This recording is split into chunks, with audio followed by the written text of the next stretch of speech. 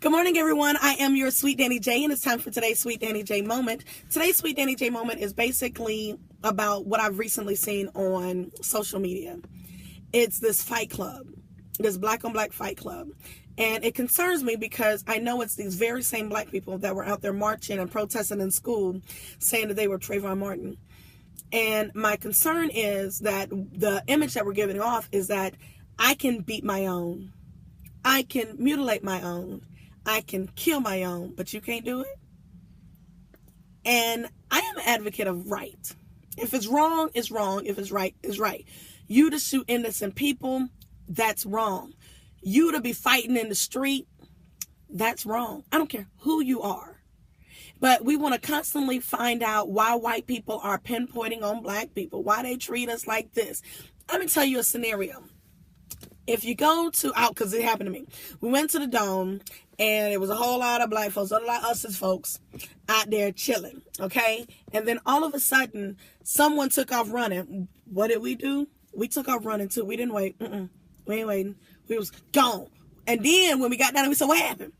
And then we asked the person beside us, they was like, I don't know, I saw that person running. And then, I don't know what we running for. I don't know. I think somebody heard. They don't even know what they running for. Why?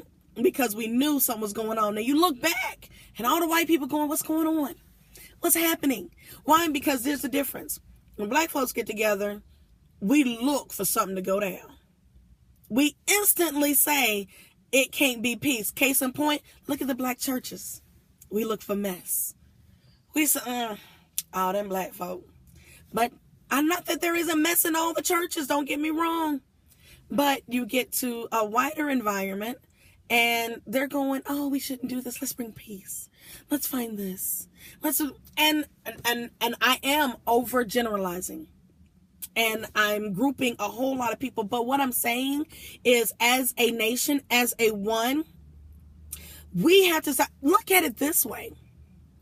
Why aren't you offended when your quote unquote white friends hang around you and they start saying words like, what's up, yo? I'm just doing this. And they got their hands going like this. And they got their pants sagging and everything.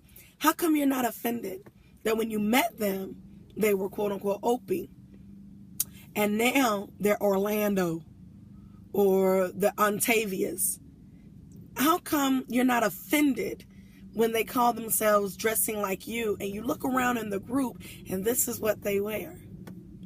How come you're not offended that this is what, when white people or anybody dresses this way, someone says, why are they trying to act black? Why is this acting black? And how does black act? We're not acting Shakespeare. We're not acting out of scene.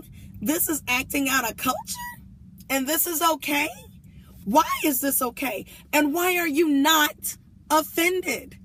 You should be offended. Let us stop broadcasting ignorance. Let us stop putting off our shortcomings on the internet and promoting it. Because people feel like when a bunch of black folks get together, there's fight going down, there's drugs, and it's overgeneralizing. Yes, it is a prejudice. It is a prejudgment, but it is a prejudgment based on previous precedents. It is something that was set.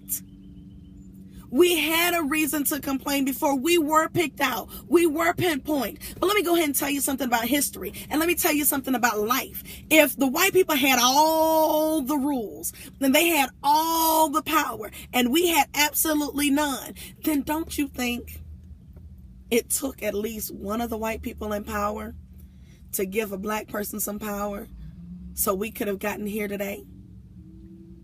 Don't you think it would have took one person? So if we're going to overgeneralize, let's not go ahead and say that all white people are the same. It's about time they start sticking. They who? Who are we talking about? Let's go ahead and figure out the topic and the subject of our angst and our anger. But before you do, before you go out there blaming someone else for the way you're treated, take a look in your mirror and check yourself. Make sure you didn't go to work with a nasty attitude, so that way when they look at you and they say you got a nasty attitude, you're not the one that's sitting there going, they just picking on me. Make sure when you walk out of the house, you got your pants looking appropriately and it doesn't look like you got a whole bunch of change holding your pockets down and that's why you can't pick it up. Make sure that before you say that they're picking on you, that you didn't just walk around there suspiciously picking stuff up and put it in your pocket. How'd you point me out? How'd you point me out? Make sure you're in the right before you are the first to point out someone else's wrong. I am your sweet Danny J. Have a sweet day. Bye-bye.